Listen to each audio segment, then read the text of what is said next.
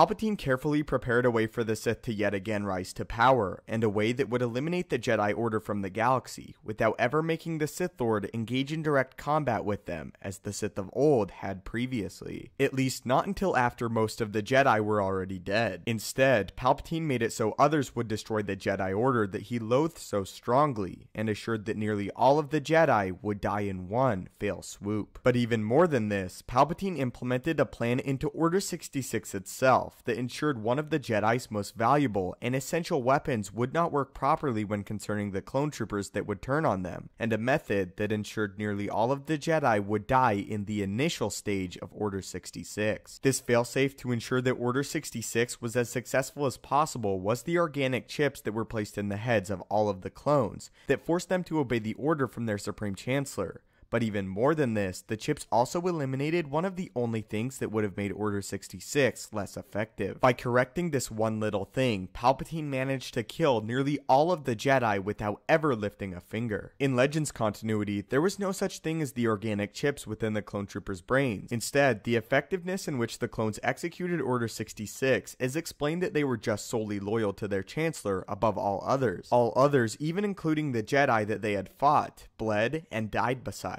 In canon though, it was these organic chips that forced the clone troopers to obey Order 66. But even more than this, they forced the clone troopers to do it seemingly without emotion and without memory of the Jedi. In the canon prequel Kanan comic, it is explained by one of the clone troopers that while killing Kanan's master, Deepa Billaba, it was as if all the memories and battles he shared with her were washed away in a single moment, and all he was focused on was the order given to kill the Jedi Master. He explained that nothing before that moment even seemed to matter to him. All the history and companionship he shared with the Jedi were gone in an instant. What is most interesting though is the clones carried out the order almost due to instinct, meaning there was no real thought behind it, and this meant that the Jedi had a difficult time sensing that the betrayal was coming. In fact, even Grandmaster Yoda only sensed that the clones had turned on the Jedi after feeling all of the deaths through the Force, not by sensing that the clones had in fact turned on the Jedi Order. Even Grandmaster Yoda failed to sense the emotions of the clone troopers, and this was because they did not exist in this moment. By removing the Jedi's ability to sense the betrayal in the first place like they would have normally, the clones executing the Jedi was extremely effective and successful, as none of the Jedi saw it coming at all. This was because it was not done out of anger or hatred, but by instinct on behalf of the clone troopers,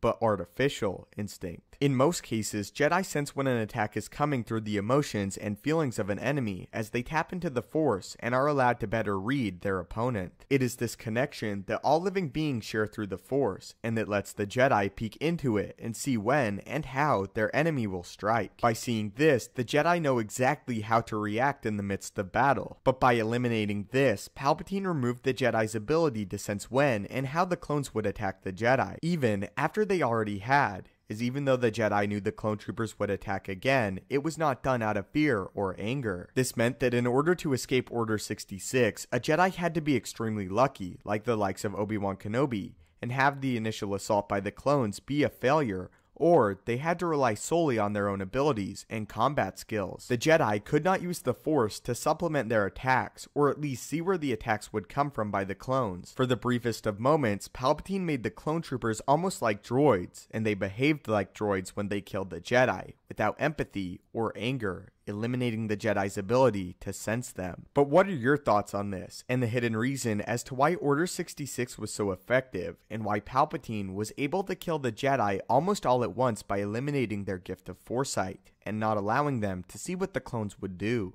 Thank you so much for making it to the end of the video. If you enjoyed and want to help the channel out, be sure to hit the like button. If you would like to see more Star Wars explanation videos and stay up to date with all the Star Wars news from The Last Jedi to Star Wars Rebels, hit that subscribe button. Also, be sure to turn on notifications to see everything as soon as it comes out, and to make sure that you become a living holocron today. If you would like to get in direct contact with me, follow me on Twitter, where we discuss all things Star Wars and debate with one another on the various topics concerning the universe. If you have any video ideas you want to see explored, leave them in the comments below the video with hashtag suggestion at the end of your comment so I can find it better. If you do end up leaving a suggestion, I really appreciate it and hope to one day make a full video dedicated to your question or suggested topic. Thanks again just for simply watching the video and your continued support on this Star Wars journey. May the Force be with you and have a great day. May the Force be with you and have a great day.